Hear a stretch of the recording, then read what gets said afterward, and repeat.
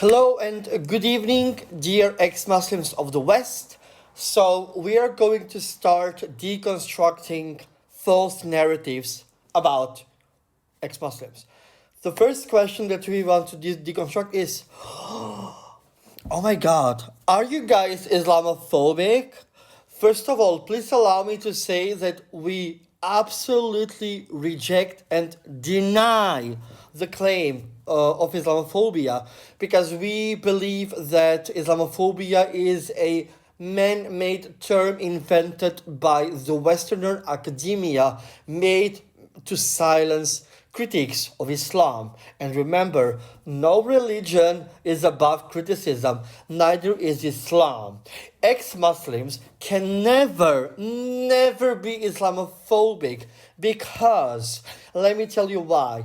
Were women misandrists and menophobic when they were fighting to recognize their human rights in the world?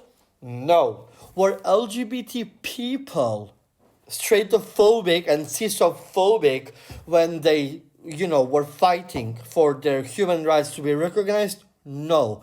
Therefore, let me remind you, it is illegal in a lot of Muslim countries to be LGBT. You can face persecution such as death penalty, forced marriage, conversion therapy, violence, being hanged, being thrown off a building. So no, we are not Islamophobic. We are raising awareness because we want to secularize the Middle East the same way that you have secularized Europe and America, and you yourself have gotten your civil rights put in the law.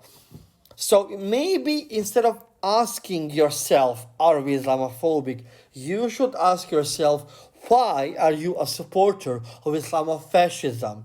Because believe me, you might think that you are an anti-fascist, but that's one of the biggest misconceptions about Islam.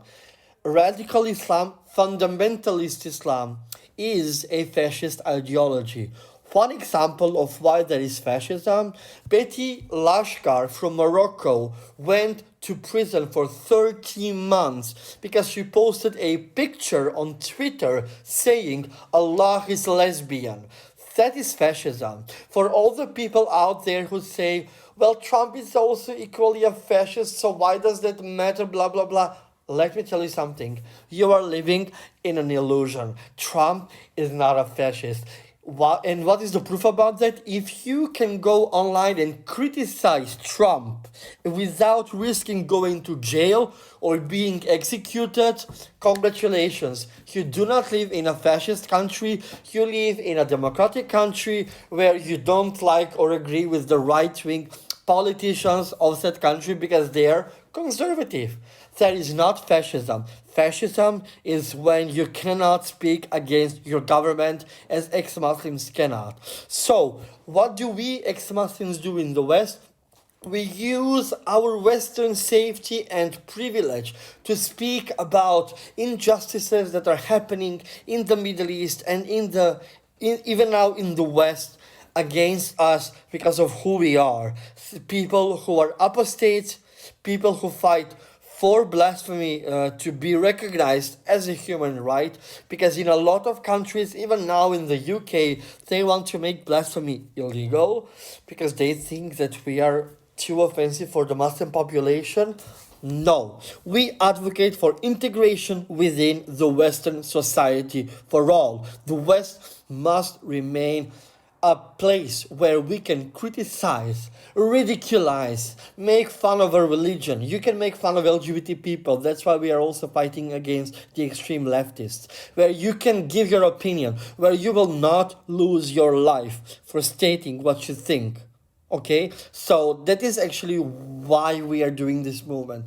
Not because we are Islamophobic. Our families are Muslims. Our mothers, fathers, brothers and sisters, aunts and uncles, nieces and nephews are Muslims.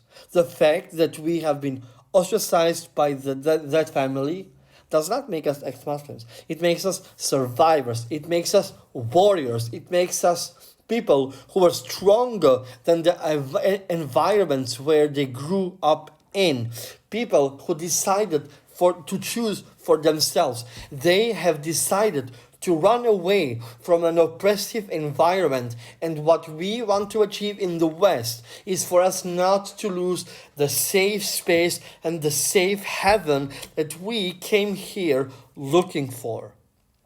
You know how everybody in the LGBT community speaks about safe spaces? Well, secularism is our safe space, and your threat to take away our safe space is a direct attack on our community.